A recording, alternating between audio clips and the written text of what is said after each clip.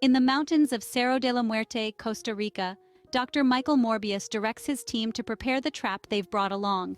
Stepping forward, he cuts and extends his bleeding hand to entice the bats within the cave toward the awaiting trap. While the rest of the team and the pilot flee in fear, Morbius calmly awaits the outcome. 25 years ago, in Greece, a young Morbius resided in a hospital where Dr. Nicholas introduced him to a boy Morbius affectionately called Milo. Both youths shared a common plight, battling the same rare blood disease, and quickly formed a strong bond as they harbored the shared desire to lead normal lives. While engrossed in conversation, Milo's medical apparatus suddenly malfunctioned, causing him to lose consciousness. Thinking on his feet, Morbius used a spring from his pen to swiftly repair the device, leading to Milo's immediate recovery. Impressed by Morbius's intelligence, Nicholas decided to send him to an exclusive school in New York. Morbius agreed to the proposition only after securing Nicholas's assurance that Milo would be well cared for. Before departing, Morbius penned a heartfelt letter to Milo, pledging to find a cure for their shared ailment. Unfortunately, the letter slipped from Milo's grasp, prompting him to search for it. To his dismay, he discovered a group of cruel students from a nearby school, reading and mocking the contents. The situation escalated as the group began tormenting Milo for amusement. Fortunately, Nicholas arrived just in time to intervene, scaring off the tormentors before they could inflict serious harm. He also had to prevent Milo from seeking revenge, understanding the importance of diffusing the volatile situation. At the age of 19, Morbius attains his doctoral degree and eventually develops an artificial blood that becomes a life-saving innovation, benefiting millions. Despite being considered for the Nobel Prize by the King of Sweden, Morbius declines the prestigious award, revealing that the breakthrough was unintentional and emerged during his quest to find a cure for his own illness. Returning to his role at the hospital, Morbius is approached by his coworker, Dr. Martine, who initiates a private discussion. During tests, Martine inquires about Morbius's ambitious project involving the remixing of human DNA with bat DNA, funded by Milo. Initially feigning ignorance, Morbius is exposed when Martine discovers his tank filled with Colombian bats. He then discloses the truth, explaining that these bats, being the only mammals exclusively feeding on blood, may hold the key to curing his ailment. While Martine expresses skepticism about the experiment's ethical implications, Morbius proceeds to test his new serum on a lab rat, resulting in the unfortunate death of the creature. Simultaneously, one of Morbius's patients experiences a seizure, prompting an urgent response to induce a coma and prevent a potential stroke. Upon revisiting the lab, Martine is astonished to find the supposedly deceased rat showing signs of life, indicating the serum's efficacy. Later, Morbius confides in Milo about this breakthrough, seeking additional funding. Given the experiment's legal complications, Morbius proposes conducting it in international waters, a proposition that Milo readily supports, pledging financial assistance in the pursuit of a cure. Several days later, Morbius brings Martine along on the journey to international waters. In the lab, Morbius successfully develops a new, more advanced serum, which Martine administers by injecting it into Morbius's spine. Securing him in restraints as his body convulses, a crew member interrupts their procedure. While Martine engages in a dispute with the crew member, Morbius manages to break free. Martine and the guard enter the isolation room to find Morbius crawling on the ceiling, revealing a monstrous face. Despite Martine's pleas, the guard attempts to shoot Morbius, who, with incredible speed, eludes the bullets and attacks the guard to feed. The ship's alarm rings, causing Morbius intense discomfort due to his heightened senses. In a panicked state, he damages the isolation room. The security crew arrives, and as Martine tries to intervene, she is pushed aside and rendered unconscious. Seizing the opportunity, Morbius breaks the glass, showcasing his newfound vampiric powers. Evading bullets and swiftly dispatching the guards, he pursues the few survivors who manage to lock themselves away.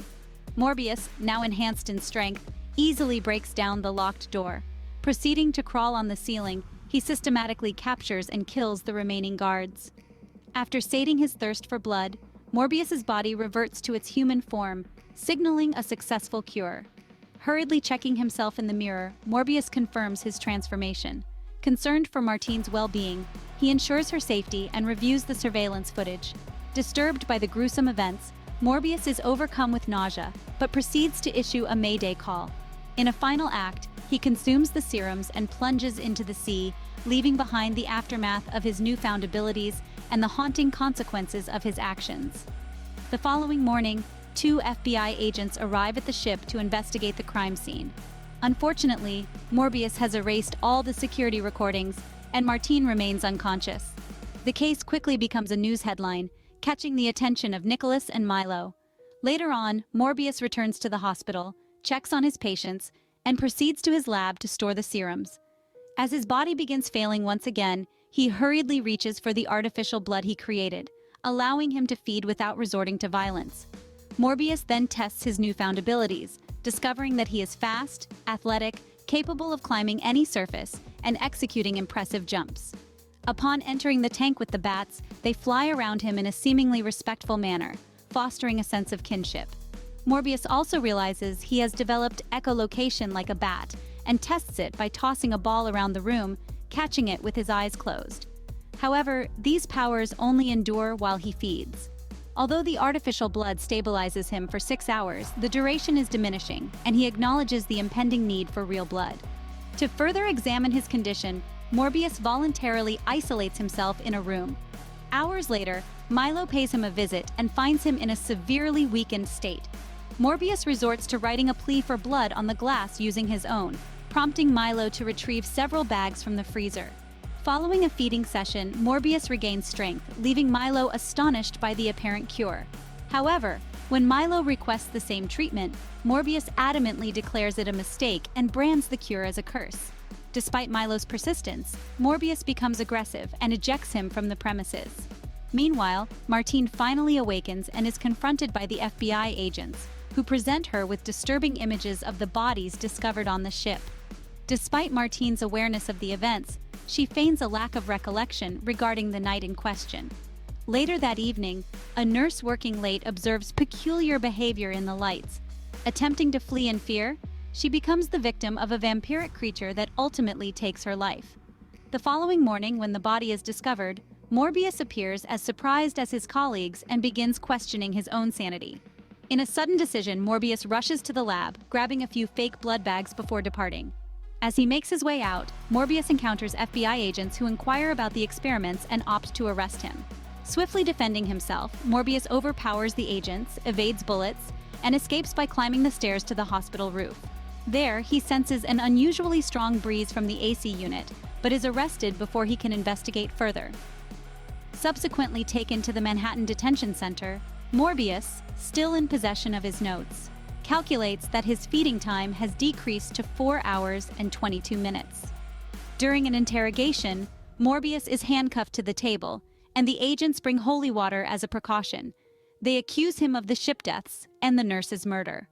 However, Morbius, struggling to maintain control, pleads for his fake blood bags. Unconvinced, the agents dismiss him and return him to his cell. Later, Milo visits Morbius, offering support and providing a pack of artificial blood. Morbius discovers that Milo, who stole the serum, injected himself and was the one responsible for the nurse's death. Enraged, Morbius consumes the blood, transforming into his vampiric form and escaping the cell through the window. Roaming the city, Morbius uses echolocation to locate Milo, attacking a newspaper stand owner. Confronting Milo on the street, Morbius labels him a monster, but Milo sees their newfound powers as an advantage. A fierce battle ensues, leading to a subway station collision, causing panic among citizens. Despite exchanging blows, Milo celebrates their evolution, while Morbius vows to find a solution. Police arrive to arrest both, but Milo swiftly eliminates them, continuing his onslaught. As the train approaches, Morbius senses its speed and leaps in front to fly through the tunnels and escape. The next day, Martine senses someone following her in the city and seeks refuge in a shop, evading an agent who loses her in the crowd. Martine boards a bus and reads in the newspaper that Morbius is a wanted man, only for him to suddenly materialize behind her. She believes Morbius when he reveals that Milo has taken the serum and is the actual killer. They disembark from the bus and decide to stop at a cafe. While chatting, Morbius overhears 2 criminals discussing a lab and asks Martine for a few items before trailing them. After consuming the artificial blood provided by Martine, Morbius locates the criminals inside a lab engaged in counterfeiting money. Morbius politely requests ownership of the lab, prompting a thug to attack him with a knife. However, Morbius swiftly breaks the thug's hand, instilling fear and compelling them to flee. Referring to himself as Venom, Morbius utilizes the remnants of the printing machines to create devices necessary for working on a cure for vampirism. Meanwhile, Milo prepares for a night out, dancing around his apartment, getting dressed, and heading to a nightclub. After a brief altercation, Milo controls his powers and leaves, but later ambushes a group outside, killing them all. Martine visits Morbius's hospital lab to retrieve some belongings and encounters Milo looking for his friend. Claiming ignorance of Morbius's whereabouts, Martine convinces Milo to leave without incident. Simultaneously, FBI agents break into Martine's residence, but she and her cat are absent. Unbeknownst to them, Martine is hiding with Morbius at the new lab, accompanied by her cat. While trying to feed the cat, Martine accidentally cuts her finger, requiring Morbius to resist the smell of her blood.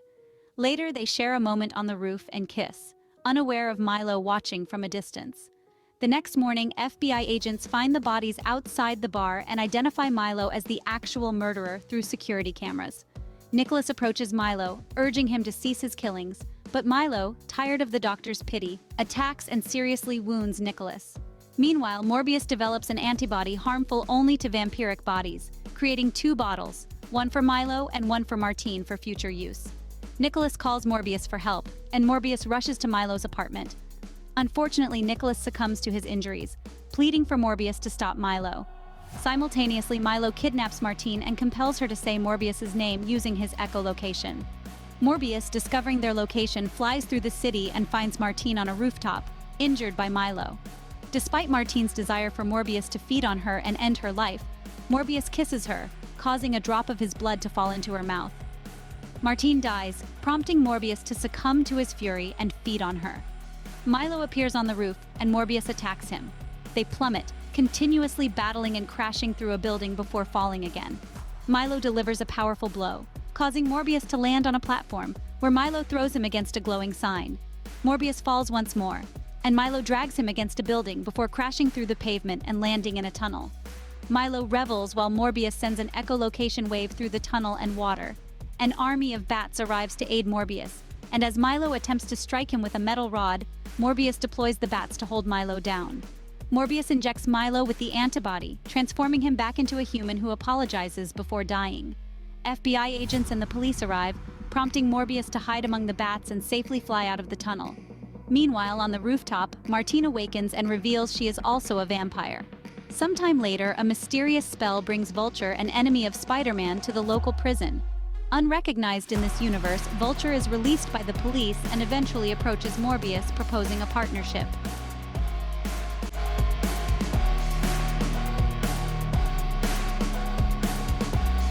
See you in our next Filmflash.